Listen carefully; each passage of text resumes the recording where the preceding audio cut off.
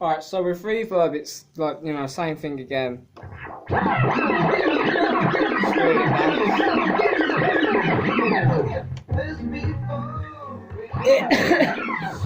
You know, I mean, I'll select it.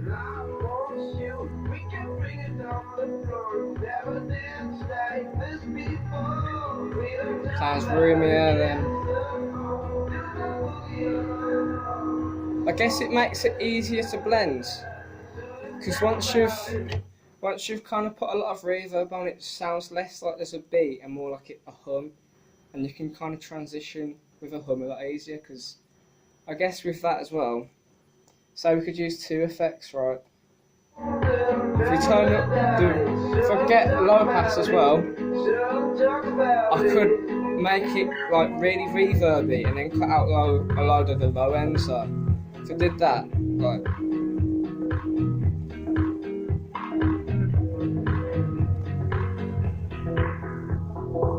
see what I mean? Sounds like.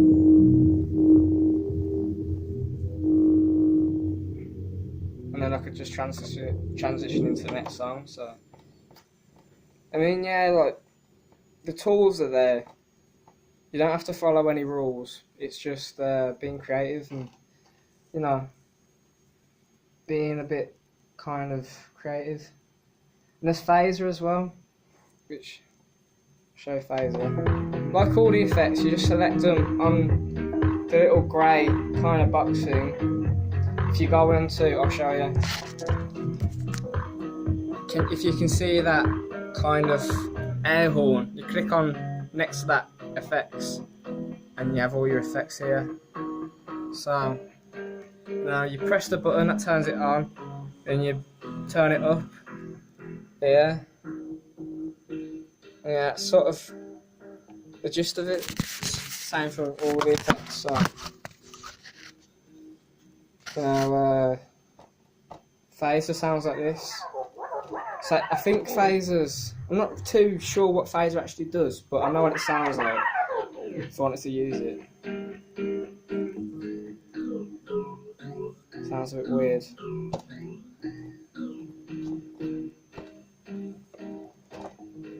I think transitioning is all about changing the sound before you actually mix in the next song. So they're all the kind of effects that you can have. I'll show you now samples. So if we click on the air horn instead of the effects button, I've got a riser, weird sample from South Park. I think it's quite funny. So if try mixing to another song now using a riser. Let's see. This song will do.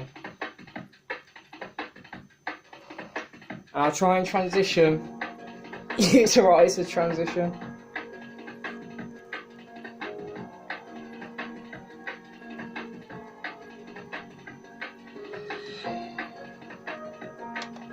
So sync it as always.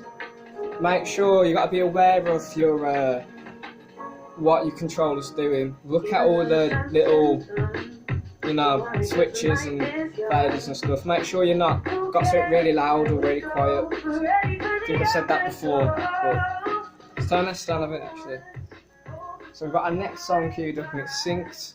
Kanye West, Good Morning. I'll press Q here.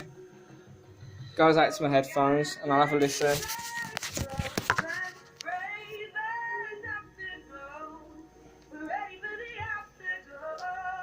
I'll set a cue as well so it's in time.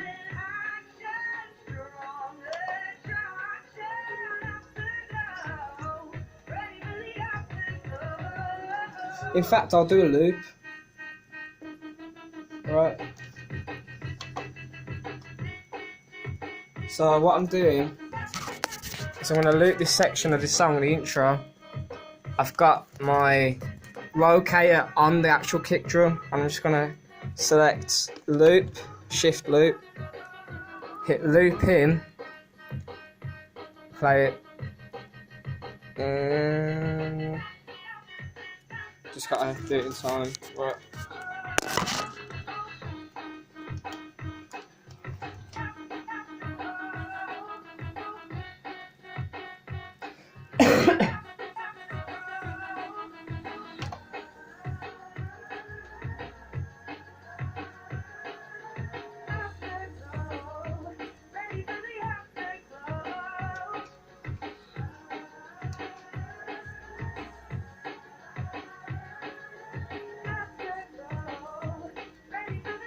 Right, now I've looped it in.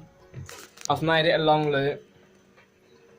I've not really picked a good one to loop, but oh well. It says 58 BPM, which I know it shouldn't be. So now I've got to change that until I go and loop out. Now I use the wheel to put it where it should be. So I just keep scrolling back till it gets to 87 BPM.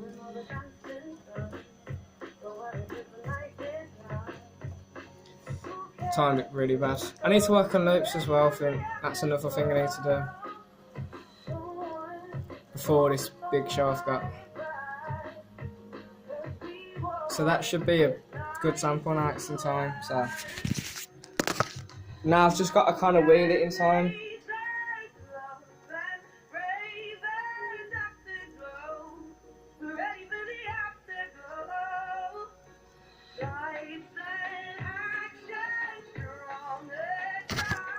So now I've hit this button.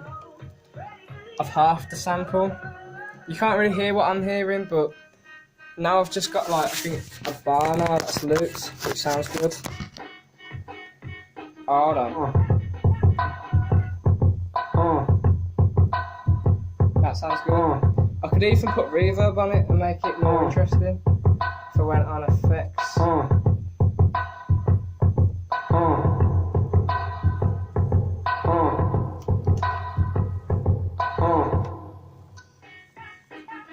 Right, so I'm going to transition into that, but I've got to make sure it's in time, so I'm going to wheel it a bit.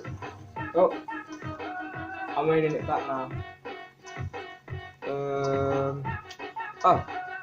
I'll hit Shift and Q so I don't affect the sample. Oh, I'm still doing it? Okay.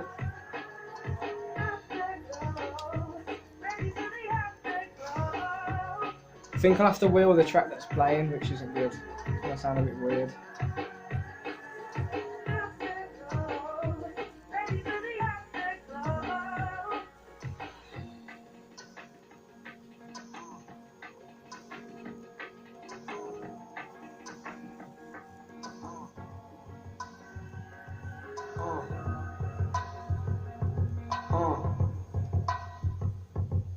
I think that's in time. Then reloop. Something